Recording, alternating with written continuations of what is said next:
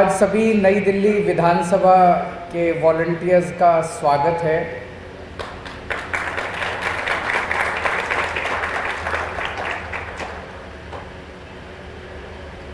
आज अभी नवरात्रे चल रहे हैं। आज कल परसों तीनों दिन मैं विधानसभा में कई सारी रामलीलाओं में, दुर्गा पूजा में, कई सारे त्योहारों में शरीक होऊंगा आप लोगों के साथ।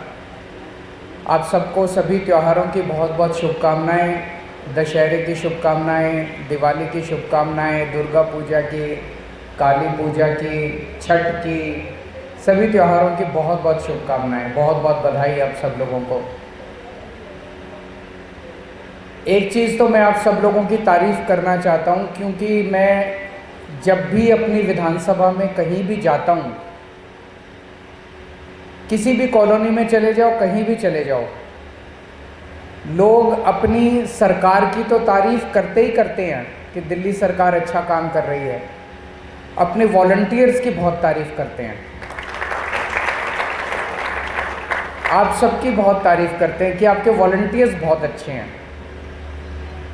हमारे जितने वॉलंटियर्स हैं, आप लोग हैं, हम लोग किसी पॉलिटिकल बैकग्राउंड से नहीं आते। हमारी पार्टी भी पॉलिटिकल बैकग्राउंड वाले लोगों की पार्टी नहीं है। मैं भी पॉलिटिकल बैकग्राउंड से नहीं आते। मनीष जी, सतेंद्र जैन जी, आतिशी, सौरभ भारद्वाज, सब ऑर्डिनरी लोग थे, आम लोग थे। हम आम लोगों ने मिल के पार्टी बनाई। उसी तरह से अपने वॉलंटियर्स हैं, आम बैकग्राउंड से आते हैं। जो नॉर्मल पार्टियां, दूसरी पार्टियां हैं, अक्सर उनके लोग काम वाम तो करते नहीं है, गुंडागर्दी करते हैं अपने इलाके के अंदर, गाली गलौज करते हैं, धौंस जमाते हैं, यही करते हैं ना दूसरी पार्टियों के लोग। तो लोग उनको पसंद नहीं करते। अपनी पार्टी वालों को लोग पसंद करते हैं। अपनी पार्टी वाले सारे शरीफ नज़र आते हैं। अगर कोई शरीफ है तो समझ जाओ आम आदमी पार्टी का है, ये एक उसकी पहचान है। तो आप सब लोगों को मैं बधाई देना चाहता हूँ। आप सब लोग बहुत मेहनत कर रहे हैं, बहुत सेवा कर रहे हैं अपने अपने इलाके में लोगों की। अब एक चीज़ मैं इम्पॉर्टेंट है जो बात करना चाहता हूँ, वो है अब 2024 के चुनाव आ रहे हैं और इन लोगों को 2014 में और फिर 2019 में देश के लोगों ने बहुत भारी बहुमत देके जिताया था। ऐतिहासिक बहुमत था, अद्भुत बहुमत था। इनके पास मौका था कि ये चाहते तो देश को जबरदस्त तरक्की के रास्ते पे ले जा सकते थे। लेकिन आज देश में हम क्या देख रहे हैं? चारों तरफ माहौल इतना खराब हो गया है, इतना खराब हो गया है। आपस में लोगों के लड़ाई झगड़े होने लगे हैं। एक व्हाट्सएप ग्रुप के अंदर, व्हाट्सएप ग्रुप तो छोड़ो, परिवारों के अंदर बाप और बेटे की लड़ाई हो जाती है। भाई, आप कोई भी आदमी किसी भी पार्टी का हो, लेकिन इतना ज़बरदस्त समाज के अंदर पोलराइजेशन कभी नहीं देखा गया था। गलत तो नहीं कह रहा मैं? इतने लड़ाई झगड़े, इतना भ्रष्टाचार, इतनी गुंडागर्दी, इतनी मारपीट, इतनी लूटमार, कहीं शांति नज़र नहीं आती। और अगर शांति नहीं होगी तो देश तरक्की नहीं कर सकता। इस वक्त देश की हालत, और कोई तबका बता दो जो खुश हो इनसे, सारे दुखी हैं इन लोगों से। बेड़ा गर्क कर दिया इन्होंने, इकोनॉमी का बेड़ा गर्क कर दिया, सब चीज़ों का बेड़ा गर्क कर दिया। तो मुझे लगता है आज अगर सबसे बड़ी कोई देशभक्ति का काम हो सकता है तो वो एक ही है कि 2024 में इनको हटाओ। है कि नहीं है? 2024 में इनको हटाना सबसे बड़ी देशभक्ति का काम है। देश तभी तरक्की करेगा। इन्होंने जो निर्णय लिए कुछ समझ नहीं आता, ये क्यों निर्णय लेते हैं। ये निर्णय लेते हैं कि इनकी जगह कोई और निर्णय लेता है। 2016 में बोले कि भ्रष्टाचार दूर करने के लिए हजार हजार के नोट खत्म कर रहे हैं। इनसे पूछा, भाई हजार हजार के नोट खत्म करने से कैसे भ्रष्टाचार दूर होगा? तो बोले कि बड़े नोटों में काला पैसा रखने में सहूलियत होती है, तो इसीलिए बड़ा नोट खत्म कर रहे हैं, हजार हजार के नोट खत्म कर रहे हैं। और 1000 का नोट ख़त्म करके 2000 का नोट ले आए। तो बताओ भाई, बड़ा नोट 1000 के बदले 2000 का नोट ले आए तो कैसे भ्रष्टाचार? भ्रष्टाचार खत्म हुआ नोटबंदी से? कुछ नहीं खत्म हुआ। बोले आतंकवाद खत्म होगा, आतंकवाद खत्म हुआ उनसे? कुछ नहीं हुआ। तो ऐसा लगता है उस टाइम बड़ी अफवाहें चली थी जब 2016 के अंदर नोटबंदी हुई थी कि बहुत ज़बरदस्त भ्रष्टाचार हो रहा है, 30-30% में नोट बदले जा रहे हैं, बड़े बड़े आम जनता तो लाइनों में लगी है, लेकिन बड़े बड़े लोगों के पीछे दरवाजे से नोट बदले जा रहे हैं, जितने करोड़ों रुपए दे दो लेकिन 30% में नोट बदले जा रहे हैं, 30% कमीशन ले रहे हैं ये लोग। उसके बाद ये 2000 का नोट ले आए। अभी 7 साल भी नहीं हुए, अब इन्होंने 2000 का नोट बंद कर दिया। अब ये समझ नहीं आता 7 साल बाद ही 2000 का नोट फिर लाए क्यों थे?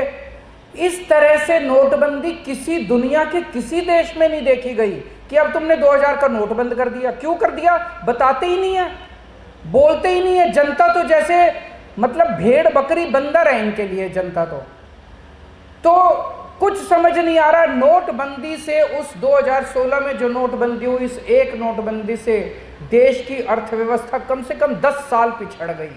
लोगों के काम धंधे बंद हो गए, फैक्ट्रियां बंद हो गई, बड़ी बड़ी दुकानें बंद हो गई, व्यापार बंद हो गए। अर्थव्यवस्था कम से कम 7-8 साल पीछे चली गई, 10 साल पीछे चली गई। पूरे देश के अंदर देख लो, आज व्यापारी इतना दुखी है, इतना दुखी है। सब कहते हैं जी पहले व्यापार ठीक चला करता था, अब तो व्यापार का भट्ठा बैठ गया। पहले नोटबंदी कर दी, फिर ये जीएसटी ले आए। जीएसटी इतना कॉम्प्लिकेटेड है, इतना किसी की समझ में नहीं आता। बस चार्टर्ड अकाउंटेंट को पैसे देते रहो, चार्टर्ड अकाउंटेंट को पैसे देते रहो, और कुछ नहीं है, इसके अलावा कुछ नहीं है। किसी के समझ में नहीं आता। किसी को भी पकड़ के, सारे व्यापारियों के पीछे, बड़े बड़े इंडस्ट्रियलिस्ट के पीछे, किसी के पीछे ईडी लगा रखी है, किसी के पीछे सीबीआई लगा रखी है, किसी के पीछे कुछ लगा रखी है। 12 लाख ये रिकॉर्ड है। पिछले कुछ सालों में 12 लाख इंडिया के टॉप के इंडस्ट्रियलिस्ट्स और टॉप के व्यापारी भारत की सदस्यता छोड़ के दूसरे देशों में चले गए। उन्होंने वहां की नागरिकता ले ली है। ये छोटी बात नहीं है। एक तरफ हम कहते हैं कि हमें फॉरेन इन्वेस्टमेंट चाहिए, फॉरेन इन्वेस्टमेंट चाहिए, और हमारे देश की इन्वेस्टमेंट, अगर हमारे देश के इंडस्ट्रियलिस्ट हमारा देश छोड़ छोड़ के चले जाएंगे तो इंडिया में इंडस्ट्री कौन लगाएगा? इंडिया में व्यापार कौन खोलेगा? नौकरियां कैसे पैदा होंगी? इन्होंने कहा था 2 करोड़ नौकरियां 1 साल में देंगे, वो तो छोड़ो। सर्वे ये दिखाते हैं, केंद्र सरकार की रिपोर्टें ये दिखाती है कि जो मौजूदा नौकरियां हैं वो दिन ब दिन कम होती जा रही हैं। बढ़ने पॉपुलेशन बढ़ रही है, दिन ब दिन नौकरियां कम होती जा रही हैं, तो बच्चों को रोजगार कहाँ से मिलेगा? 12 लाख लोग अगर देश छोड़ के, बड़े बड़े लोग देश छोड़ के चले गए, सोचने वाली बात है। जिसको देखो उसके पीछे, और इनके अपने वालों के पीछे नहीं लगाते। एक दिन कहेंगे फलाना आदमी, फलाना नेता सबसे बड़ा चोर है, अगले दिन उसको अपनी पार्टी में शामिल करके उसको डिप्टी सीएम बना लेंगे। एक दिन कहेंगे ये सबसे बड़ा डाकू है, इसने बहुत भ्रष्टाचार करा है, चक्की पीसिंग, और अगले दिन उसको अपनी पार्टी में शामिल करके और उसको बड़ा पद दे देंगे, उसको मंत्री बना देंगे। ये क्या नौटंकी मचा रखी है इन लोगों ने। कहते हैं भ्रष्टाचार दूर कर रखे हैं। सबसे ज्यादा भ्रष्टाचार इन लोगों ने किया अगर भारत में। एक ही ये कहते हैं 1 नेशन 1 फ्रेंड, सबका एक ही दोस्त होना चाहिए। इनका एक दोस्त है, सबका एक ही दोस्त होना चाहिए। सबके पीछे एजेंसी है। मनीष सिसोदिया जेल में है, मनीष सिसोदिया पे 4-4 रेड हो चुकी, सतिंदर जैन पे 6-6 रेड हो चुकी, चवन्नी नहीं मिली, 5 पैसे नहीं मिले। इनके दोस्त के ऊपर एक भी रेड नहीं हुई जिसके ऊपर इतने आरोप लग चुके हैं। तो मामला भ्रष्टाचार का नहीं है। इन्होंने बेड़ा गर्क कर दिया, सारी इकोनॉमी का बेड़ा गर्क कर दिया। और जितने चोर उचक्के लफंगे, लड़कियों को छेड़ने वाले, हमारी महिला प्लेयर्स थी उनको छेड़ने वाले, सब इनकी पार्टी में, सब इनकी पार्टी में। इनकी पार्टी एक तरह से प्रोटेक्शन देती है। कोई कहीं चोर उचक्का लफंगा गलत काम कराए, इनकी पार्टी शामिल कर ले, उसके बाद किसी एजेंसी की, पुलिस की हिम्मत नहीं है जो उसको हाथ लगा दे, जो उसको कुछ कर दे। तो इन्होंने तरक्की का तो एक भी काम नहीं किया। आज सबसे बड़ी 3 समस्याएं हैं देश के सामने: महंगाई, बेरोजगारी और भ्रष्टाचार। और इन तीनों पे इन लोगों का कोई भी वो नहीं है। तो मेरा आप लोगों से निवेदन है कि अब हमें खूब मेहनत करनी पड़ेगी।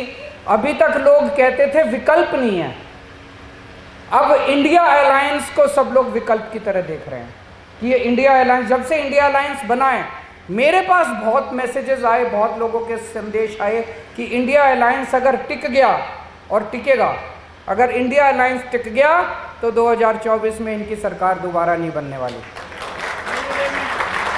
तो आप लोगों की जिम्मेदारी है एक एक घर में जाके अपने दोस्तों से, अपने रिश्तेदारों से, अपनी अपनी कॉलोनी में लोगों से बात करनी पड़ेगी कि इस बार इनको भगाओ। अगर तरक्की चाहते हो, परिवार का भला चाहते हो, अपने पन्ने परिवार की सोचो। और एक चीज है, अंधभक्तों से मत उलझना, देशभक्तों से बात करना। जो देशभक्त है वो आपकी बात सुनेगा, आपके साथ बात करेगा। जो अंधभक्त है उसको देश से कोई लेना देना नहीं है, उसको एक आदमी से प्यार है बस। और 2 मिनट में पता चल जाता है कोई देशभक्त है कि अंधभक्त है। जो अंधभक्त है वो देशभक्त हो ही नहीं सकता, और जो देशभक्त है वो अंधभक्त हो ही नहीं सकता। दोनों बिल्कुल अलग अलग जातियां हैं। तो अंधभक्तों से बिल्कुल मत उलझना, वो नहीं मानने वाले। जो देश की सोचते हैं, देश के लिए पीड़ा रखते हैं, उन लोगों से बात करनी है, घर घर जाना है। अब 5-6 महीने हैं, हम स्पेसिफिकली पूरा प्लान बना रहे हैं, दिल्ली का भी, अन्य राज्यों का भी। वो पूरा प्लान आपके साथ शेयर करेंगे, आपकी ट्रेनिंग भी करेंगे, और थोड़ा सा टाइम आप लोगों को देना पड़ेगा। ये चुनाव देश के लिए बहुत ज़रूरी है, क्योंकि और अगर 5 साल ये लोग आ गए तो देश का बेड़ा गर्क कर देंगे, ये लोग बिल्कुल ख़त्म कर देंगे इस देश को। आप सब लोगों का बहुत बहुत शुक्रिया, और गॉड ब्लेस यू। सब लोगों के त्योहारों की बहुत बहुत शुभकामनाएँ। और मेरे ख्याल से एक एक फ़ोटो भी हो जाए, तो मेरा सुझाव है एक एक लाइन आती जाए, फ़ोटो खिंचवा के फिर चलती जाए, फिर दूसरी लाइन आ जाए।